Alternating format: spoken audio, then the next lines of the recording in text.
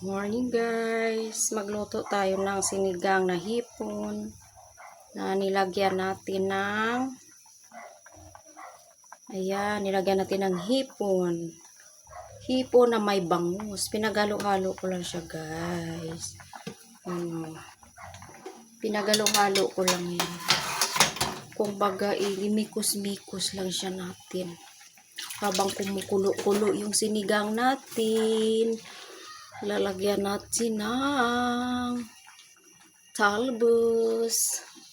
Pangpahaba ng buhay ang talbos. Tapos ng talbos yan. Imikos-mikos lang natin siya. Mamaya-maya maluluto na rin yan. Ang ating talbos. Yan guys. Oh.